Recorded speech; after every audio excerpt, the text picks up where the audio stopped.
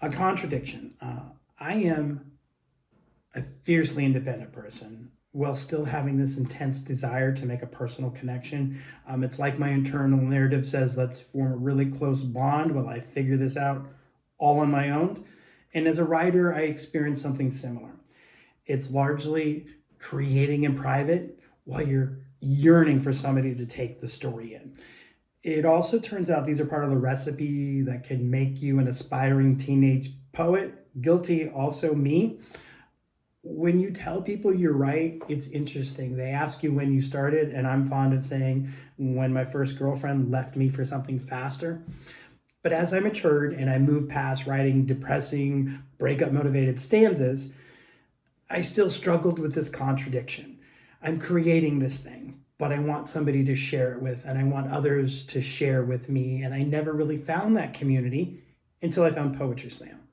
A quick primer on Poetry Slam. So you show up at a bar or coffee shop and you read original poems to a group of strangers, and then 5 people score you by holding whiteboards in the air with numbers written 1 through 10. That's your score. If you do really well, you get to advance through 2 more rounds. Side note, when I did Poetry Slam really actively, I was also a cage fighter. And I always found it funny because my Poetry Slam friends would say, so you get in a cage and fight people for money? That's terrifying. I could never do that. And my cage fighting friends would say, so you just get up on a stage and you read something that you wrote from your heart and then strangers give it a score? That's terrifying. I can never do that. But the most endearing thing about the Poetry Slam community is when you're new at this and you're really shaky and you're trying to find your footing, if you freeze on stage, it is nothing but support. They snap and they cheer. You got this, poet. They're begging to include you, to make you part of this space, to know that you are welcome and that you are validated. The other thing that's interesting about the Poetry Slam community is once you've proven you have some chops and you're good at this, they flip.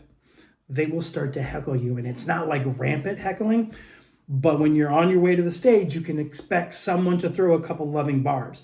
I do remember the first time I was ever heckled, sort of, because I don't remember who it was. I don't remember what they said, but I do remember hearing it and thinking, this means I belong here, that I am welcomed here.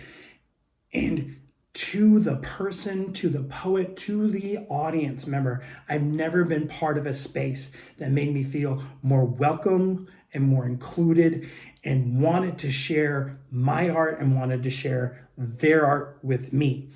I can remember one time, one of my poet friends, Katie, came up to me and rubbed my head and she said, I'm sorry. I'm not sure if we're good enough friends for me to touch you like that.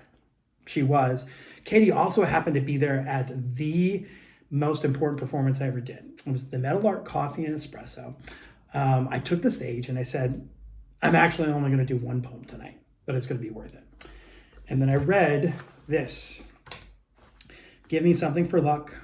Something we can pass between us for when one of us is better than the other at believing, containing a faith in the shrines of our palms and pockets, a touchstone that defeats any distance, measured or imagined, with an understood meaning that defeats any word spoken or unsaid. Give me something for luck, a thing found, bought, stolen, bartered, and made. Luck, it's a thing we make, an alchemy of the living and the anticipated and the remembered. Yes, we make our own luck. But give me something for luck. I'll need something to remind me that I gave this to you for luck. And then I said, Ellie. Ellie was my girlfriend. She hadn't left me for anything faster. And when I said Ellie, I remember my friend and fellow poet Katie having an audible gasp because she was the first one to realize what was going on. And then the entire crowd joined her in her glee and support as they too realized this poem was a proposal. And I would not have had the opportunity to make the most important connection in my life if it wasn't for the community I had through Poetry Slam. Ellie and I just celebrated 10 years together, and we are the home that was built on poetry. And again, it was because of Poetry Slam I had the opportunity to make that connection. And now you guys are part of that too.